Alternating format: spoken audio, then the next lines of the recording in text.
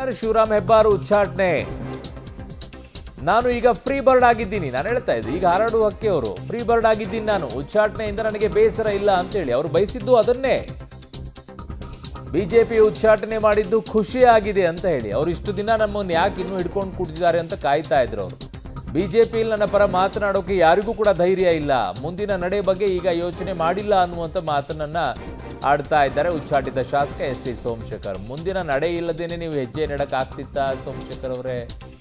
ಎಲ್ಲವನ್ನ ಕೂಡ ಯೋಚನೆ ಮಾಡಿನೇ ನೀವು ಆ ರೀತಿಯಾಗಿ ನಡ್ಕೊಂಡಿದ್ದಿದ್ದು ಅನ್ನೋದು ಜಗತ್ ಜಾಹೀರಾಗಿದೆ. ಅದು ಯಾವುದಾದ್ರು ಮುಚ್ಚಿಡುವಂಥದ್ದು ಇದೆಯಾ? ಪಬ್ಲಿಕ್ ಟಿವಿ ಜೊತೆಗೂ ಕೂಡ ಮಾತನಾಡಿದರು ಎಸ್ ಟಿ ಸೋಮಶೇಖರ್ ಅವರು. ಏನು ಹೇಳಿದ್ರು ಅವರು ನೋಡಿ. ಬಿಜೆಪಿಯಿಂದ ಶಾಸಕರಾದ ಯಶವಂತಪುರ ಶಾಸಕರಾದಂಥ ಎಸ್ ಟಿ ಸೋಮಶೇಖರ್ ಅವರನ್ನು ಹಾಗೆ ಹೆಬ್ಬಾರ್ ಅವರನ್ನು ಉಚ್ಚಾಟನೆ ಮಾಡಿರುವಂಥದ್ದು. ಈಗ ನಮ್ಮ ಜೊತೆಗೆ ಸ್ವತಃ ಶಾಸಕರಾದಂಥ ಎಸ್ ಟಿ ಸೋಮಶೇಖರ್ ಅವರಿದ್ದಾರೆ, ಅವ್ರು ಮಾತಾಡ್ತಾ ಹೋಗ್ತೀನಿ. ಸರ್, ಏನು ಹೇಳ್ತೀರಿ ಸರ್? ಮೊದಲನೇ ರಿಯಾಕ್ಷನ್ ನಿಮ್ಮದು. ಸ್ವಾಗತ ಮಾಡ್ತೇನೆ. ಅವರೇನು ಡಿಸಿಷನ್ ಮಾಡಿದ್ದಾರೆ ಬಿ ಜೆ ಪಿ ಹೈಕಮಾಂಡ್, ಅದನ್ನ ಸ್ವಾಗತ ಮಾಡ್ತೇನೆ. ಒಂದು ಒಳ್ಳೆಯ ಡಿಸಿಷನ್ ತೆಗೆದುಕೊಂಡಿದ್ದಾರೆ. ಏಕೆಂದರೆ ಪಕ್ಷದಲ್ಲಿ ಪ್ರಾಮಾಣಿಕವಾಗಿ ಕೂಡ ನಾನು 3 ವರ್ಷ ಸ್ಪಂದನೆ ಮಾಡಿದ್ದೇನೆ. ಒಂದೇ ಒಂದು ಸಣ್ಣ ಕಂಪ್ಲೇಂಟು ಕೂಡ ಥ್ರೂಟ್ ಸ್ಟೇಟ್ ಮಂತ್ರಿ ಕೆಲಸ ಮಾಡಿದ ಸಂದರ್ಭದಲ್ಲಿ ಎಲ್ಲೂ ಕೂಡ ಒಂದು ಕೆಟ್ಟ ಹೆಸರನ್ನು ಕೂಡ ತೆಗೆದುಕೊಂಡಿಲ್ಲ.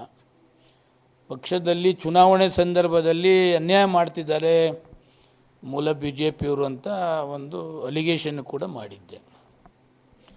ಸನ್ಮಾನ್ಯ ಯಡಿಯೂರಪ್ಪನವರು ಈ ನಾರ್ತ್ ಪಾರ್ಲಿಮೆಂಟ್ದು ಸಂದರ್ಭ ಬಂದಂಥ ಸಂದರ್ಭದಲ್ಲೂ ಮಹಾಲಕ್ಷ್ಮಿ ಲೇಔಟ್ನಲ್ಲಿ ಯಡಿಯೂರಪ್ಪನವ್ರ ಎದುರುಗಡೆನೂ ಕೂಡ ನಾನು ಸಾರ್ವಜನಿಕವಾಗಿ ಇದನ್ನು ಪ್ರಸ್ತಾಪ ಕೂಡ ಮಾಡಿದ್ದೆ ಅಷ್ಟೇ. ಅದನ್ನು ಹೊರತುಪಡಿಸಿದ್ರೆ ಅವರು ಕಾಂಗ್ರೆಸ್ ಪಕ್ಷದ ಜೊತೆಯಲ್ಲಿ ಮುಖ್ಯಮಂತ್ರಿಗಳು, ಉಪಮುಖ್ಯಮಂತ್ರಿಗಳು ಮತ್ತು ಇನ್ನಿತರ ಸಚಿವರನ್ನ ನಾನು ಕ್ಷೇತ್ರದ ಶಾಸಕ ಡೆವಲಪ್ಮೆಂಟ್ ವಿಚಾರದಲ್ಲಿ ಭೇಟಿ ಮಾಡಿ ಏನು ಕ್ಷೇತ್ರಕ್ಕೆ ಆಗಬೇಕಾದಂಥ ಕೇಳ್ತಕ್ಕಂಥ ಸಂದರ್ಭ ಅನೇಕ ಸಾರಿ ಬಂದಿತ್ತು. ಅವ್ರನ್ನ ಭೇಟಿ ಮಾಡಿದ್ದೆ.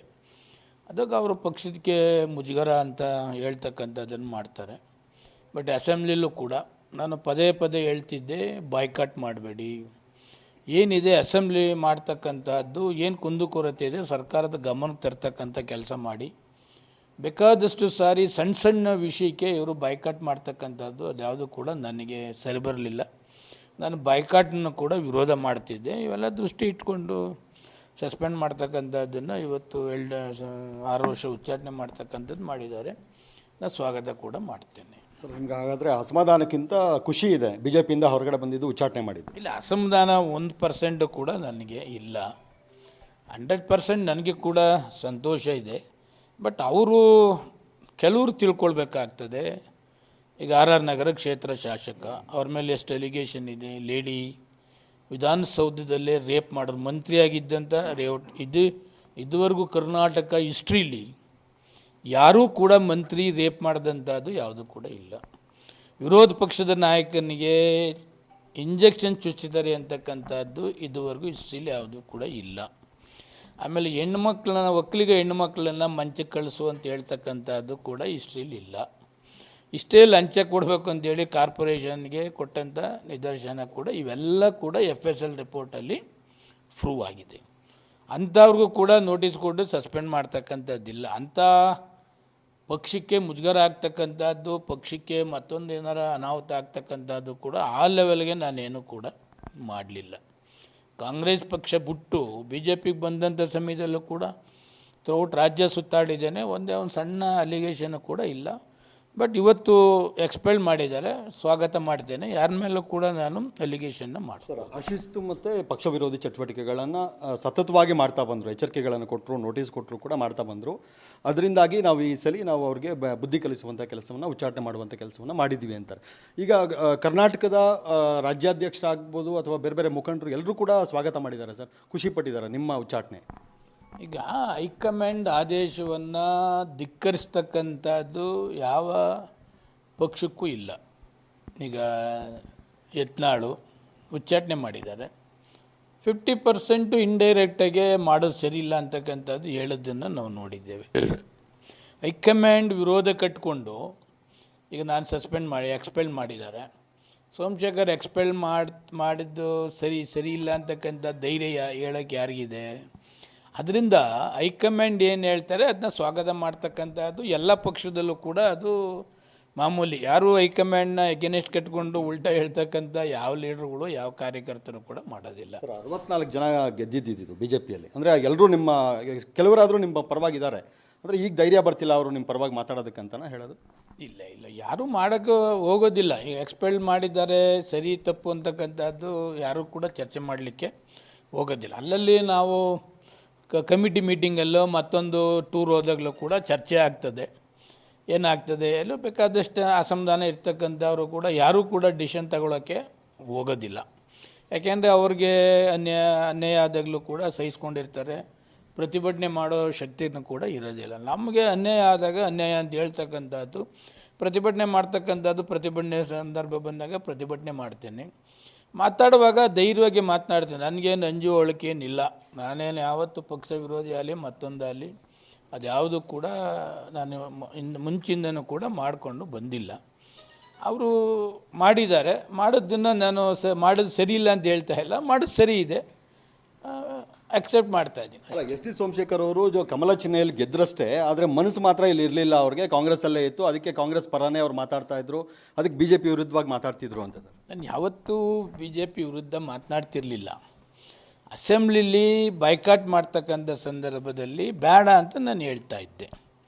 ಬೆಂಗಳೂರು ಅಸೆಂಬ್ಲಿಲೂ ಕೂಡ ಸಣ್ಣ ಸಣ್ಣ ವಿಷಯಕ್ಕೆ ಬೈಕಾಟ್ ಮಾಡ್ತಕ್ಕಂಥದ್ದು. ಇವ್ರು ಬೈಕಾಟ್ ಮಾಡಿದಾಗ ಏನು ಮಾಡೋರು, ಕಾಂಗ್ರೆಸ್ ಪಕ್ಷದವರು ಎಲ್ಲನೂ ಅಮೆಂಡ್ಮೆಂಟ್ಗಳೆಲ್ಲ ಆಕ್ಸೆಪ್ಟ್ ಮಾಡಿದ್ದಾರೆ. ಚರ್ಚೆನೇ ಆಗ್ತಾ ಇರಲಿಲ್ಲ.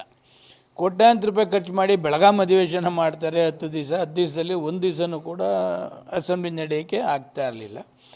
ಕಾಂಗ್ರೆಸ್ ತಪ್ಪಿದರೆ ಕಾಂಗ್ರೆಸ್ ತಪ್ಪು ಅಂತ ಹೇಳ್ತೀನಿ, ಬಿ ಜೆ ಪಿ ಇದ್ದರೆ ಬಿ ಜೆ ಪಿ ತಪ್ಪು ಅಂತ ಹೇಳ್ತಿದ್ದೆ, ನೇರವಾಗಿ ಹೇಳ್ತಿದ್ದೆ. ಅದರಲ್ಲೇನು ಮುಚ್ಚುಮರೆ ಏನು ಇರಲಿಲ್ಲ. ನಾನು ಬಿ ಜೆ ಪಿ ಗೆದ್ದಾಕ್ಷಣಕ್ಕೆ ಬಿ ಜೆ ಪಿಯವ್ರು ಮಾಡಿದಂಥ ಈಗ ಆರ್ ಆರ್ ನಗರ ಕ್ಷೇತ್ರ ಮಾಡೋರೆ, ಅವಾಗಲೂ ಹೇಳುತ್ತಲೇ ಇದ್ದೀನಿ, ಇವಾಗಲೂ ಹೇಳುತ್ತಲೇ ಇದ್ದೀನಿ.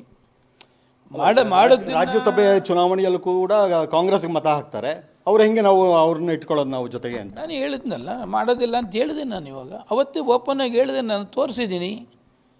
ನಾನೇನು ಹೇಳಿದೆ, ಜೆ ಡಿ ಎಸ್ಗೆ ನೀವು ಮತ ಹಾಕಿ ಅಂತ ನನಗೆ ಕೊಡಬೇಡಿ.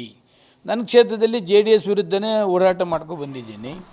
ಆದ್ದರಿಂದ ನನ್ನಿಂದೇನೋ ಬಿ ಜೆ ಪಿ ಸೋಲಿಲ್ಲ, ನನ್ನಿಂದೇನೋ ಕಾಂಗ್ರೆಸ್ ಗೆಲ್ಲಿಲ್ಲ. ಎಲ್ಲರೂ ಕೂಡ ಅವರವರು ಬಿ ಜೆ ಪಿಲಿ ಮೆಜಾರಿಟಿ ಇತ್ತು, ಕಾಂಗ್ರೆಸ್ಸಲ್ಲೂ ಮೆಜಾರಿಟಿ ಇತ್ತು.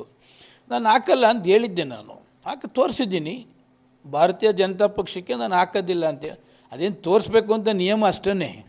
ಅದು ವಿಪ್ ಉಲ್ಲಂಘನೆ ಆಗಲಿ ಮತ್ತೊಂದು ಆಗಲಿ ರಾಜ್ಯಸಭೆಗೆ ಮಾತ್ರ ಅವ್ರು ಯಾರಿಗೆ ಬೇಕಾದ್ರೂ ಹಾಕ್ಬೋದು. ಅದು ಯಾರು ಪರ್ಟಿಕ್ಯುಲರ್ ಪಕ್ಷದಿಂದ ವಕ್ತಾರ ಇರ್ತಾರೆ ಅವ್ರಿಗೆ ಅದನ್ನು ತೋರಿಸ್ಬೇಕು ಅಂತಿದೆ. ನಾನೇನು ಮರೆಮೇಚೇನು ಮಾಡಲಿಲ್ಲ. ಹೌದು, ವಿರೋಧ ಮಾಡಿದ್ದೀನಿ ಅಂತ ಹೇಳಿದ್ದೀನಿ, ಹೊರಗಡೆನೂ ಹೇಳಿದ್ದೀನಿ, ಏನು ಮಾಡ್ತೀನಿ ಮಾಡಿ ಅಂತ ಹೇಳಿದ್ದೀನಿ. ತಪ್ಪು ಮಾಡಿದಾಗ ಓಪನ್ನಾಗಿ ಹೇಳಿದ್ದೀನಿ, ಹೌದು ಮಾಡಿದ್ದೀನಿ, ವಿರುದ್ಧ ಮಾಡಿದ್ದೀನಿ, ಅದು ಹೇಳಿದ್ದೀನಿ. ಸರ್, ಪ್ರಮುಖವಾಗಿ ಯಾರು ಕಾರಣ ಅಂತೀರಿ ಸರ್? ಇವರಿಂದನೇ ನನ್ನ ಉಚ್ಚಾಟನೆ ಮಾಡಿದ್ರು, ಇವರಿಂದನೇ ನಾನು ಬಿ ಜೆ ಪಿ ಬಿಡೋಂಗೆ ಆಗ್ತಾ ಇದೆ? ಇಲ್ಲ, ಅದೆಲ್ಲ ಈಗ ಒಂದು ಘಟನೆ ಯಾವುದು? ಈಗ ನಾನೇನು ಹೇಳಿದೆ, ನನ್ನ ಚುನಾವಣೆ ಸಂದರ್ಭದಲ್ಲಿ ಆಡಿಯೋ ವಿಡಿಯೋ ಎರಡನ್ನೂ ಕೂಡ ಅದರಲ್ಲೇನಿದೆ, ಇವನ್ನು ಸೋಲಿಸಲೇಬೇಕು ಅದನ್ನು ನಾನು ಚುನಾವಣೆಗಿಂತ ಮುಂಚೆ ರೆಕಾರ್ಡ್ ಮಾಡಿ ತೋರಿಸ್ದೆ ಅವರಿಗೆ. ಇದು ಭಾರತೀಯ ಜನತಾ ಪಕ್ಷದಲ್ಲಿ ಇದು ಕಾಮನ್, ಇದು ಏನು ಮಾಡೋಕ್ಕಾಗಲ್ಲ. ನೀವು ಚುನಾವಣೆ ನಡೆಸಿ ಅಂದರು, ಚುನಾವಣೆ ನಡೆಸಿದೆ, ಚುನಾವಣೆಯಲ್ಲಿ ಗೆದ್ದೆ. ಅದಾದ ನಂತರ ಇವರು ಸನ್ಮಾನ ಅದು ಇದು ಮತ್ತೊಂದು ನನ್ನ ಫೋಟೋ ಹಾಕ್ಕೊಂಡು ಮಾಡೋಕ್ಕೆ ಹೊರಟರು. ಆಗ ಪಕ್ಷದ ಎಲ್ಲರಿಗೂ ಕೂಡ ನಾನು ಮಾಹಿತಿಯನ್ನು ಕೊಟ್ಟೆ. ಅದು ಸರಿಯಾದ ರೀತಿಯಲ್ಲಿ ಅದನ್ನು ಸರಿಪಡಿಸ್ತಕ್ಕಂಥ ಕೆಲಸನ ಕೂಡ ಇವ್ರು ಯಾರೂ ಕೂಡ. ಸೊ ಹೇಳೋಕ್ಕೆ ಕಾರಣಗಳು ಅನೇಕ ರೀತಿಯಲ್ಲಿ ಇರುತ್ತೆ. ಆ ಕಾರಣಗಳು ಒಂದೊಂದು ರೀತಿಯಾಗಿ ಅದಕ್ಕೆ ಟ್ಯಾಗನ್ನು ಮಾಡ್ಕೊಂಡು ಹೋಗ್ತಾ ಇರ್ತಾರೆ. ಈಗ ಸದ್ಯಕ್ಕೆ ಎಸ್ ಟಿ ಸೋಮಶೇಖರ್ ಅವರು ಕೂಡ ಅದನ್ನೇ ಮಾಡ್ತಾ ಇರೋದು.